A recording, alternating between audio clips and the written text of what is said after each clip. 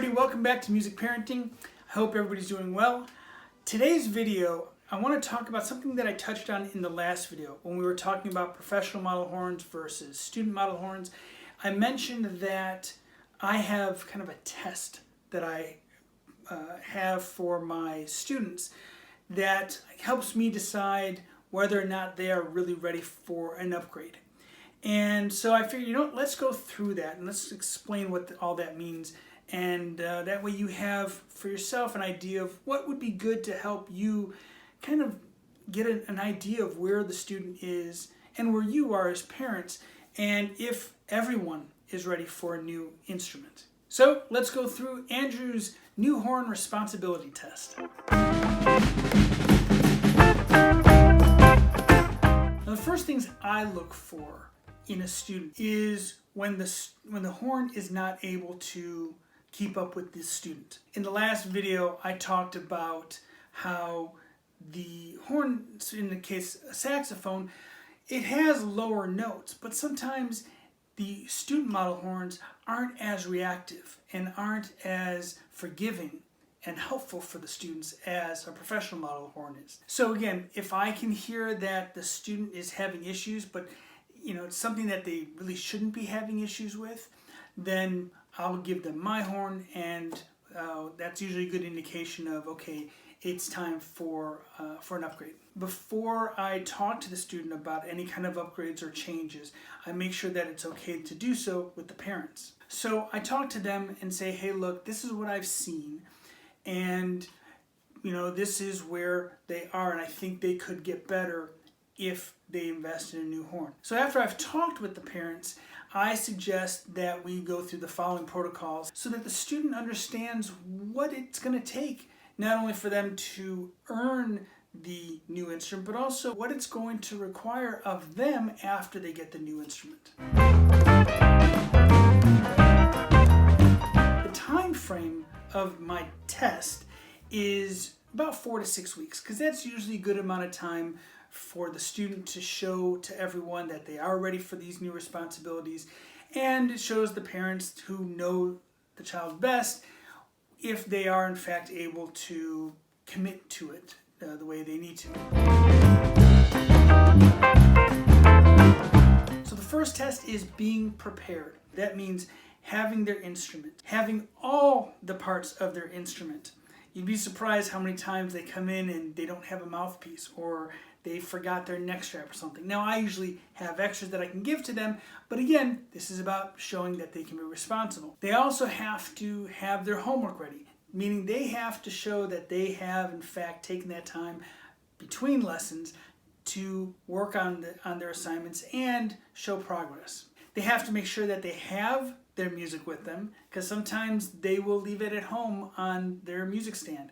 And again, talking about how they have to make sure that they have everything, because it's one thing to leave a sheet of music at home, but it's another thing to leave a $100, $200 mouthpiece in a random concert hall or at school and it gets lost or something. So again, showing responsibility. Last one is being on time, which means they are not just to the lesson on time, but they're early, because you want that little time with your teacher to be as used up as possible. You don't want it wasted on the student sitting there putting their instrument together. You want the student to be there early so that when they go into the room for their private lesson, they can start playing right away. And quite frankly, it's also a bit of a test for the parents that they are themselves showing that, yes, we want to continue to be supportive of our student to the point where we're going to make sure that we are there every week and we get there on time. Granted, it's not as big of a part of the test, but it is something that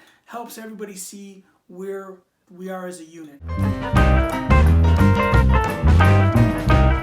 Probably the most important part is commitment. And this again comes from the student side and the parent side. For the parents, their biggest commitment is money and time.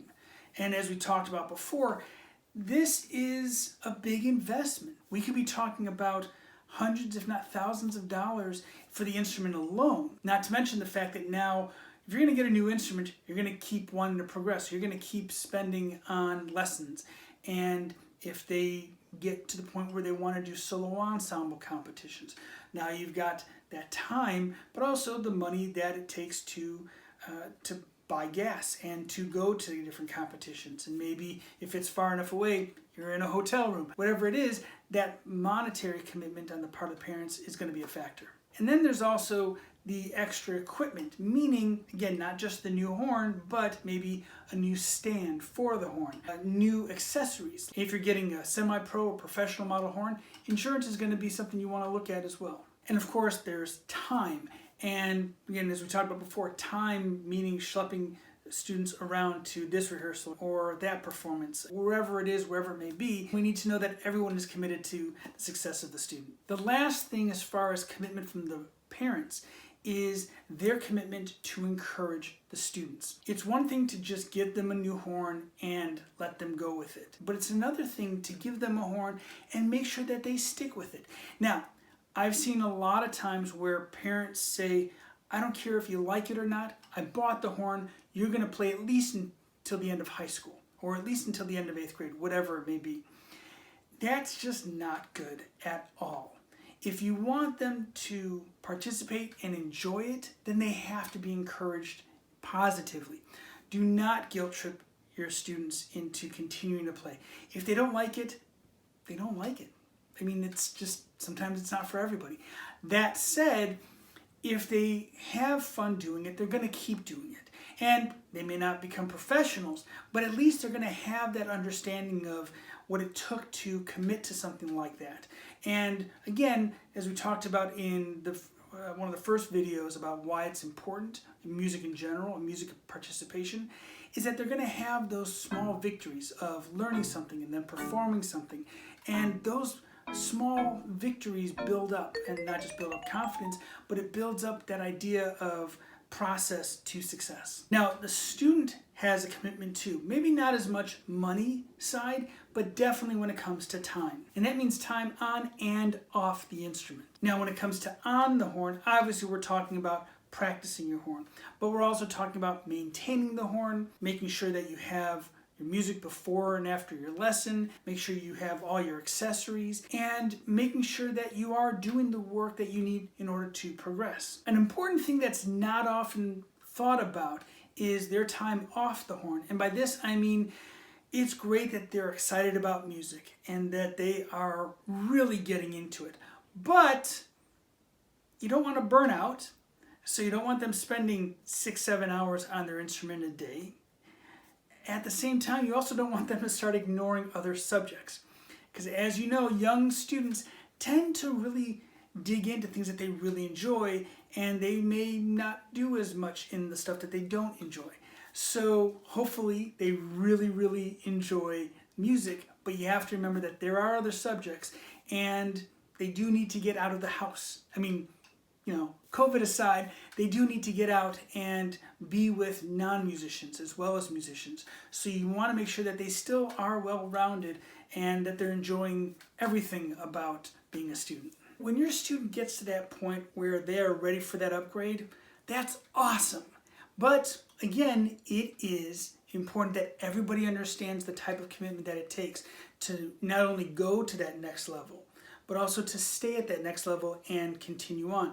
It's a commitment on the part of the teacher, it's a commitment on the part of the parents, and it's a commitment on the part of the student. Everybody is giving more in one area than somebody else is, but everybody, you know, is being a part of this. And it's really important that we all come together and understand that it's such a great opportunity. And it's a great sign that they've put in that kind of time and effort to where now their reward is a new horn. I hope this helps. As always, if you have any questions or concerns, remember, you're not alone, so drop me a note or leave a comment in the video below. And to make sure that we get as many people involved as possible, please share the video with all your friends and all your fellow band and orchestra parents and choir parents, and let them know that, hey, there's this really cool channel out there that could always use another subscriber. So tell them to hit that subscribe button, and then tell them, hey, the videos are coming out pretty much every week, so make sure you hit that bell and you get all the information, all the notifications you can when new videos come out. And last but not least, remember to catch us over on Instagram at music_parenting, and we're going to have all sorts of really cool stuff. The weather is getting nicer. I hope you're able to get out and enjoy it and just have fun. No matter what, have fun. All right, thanks again. Again, if you have any questions or anything, drop me a note, and we'll see you guys next time. Thanks. Bye-bye.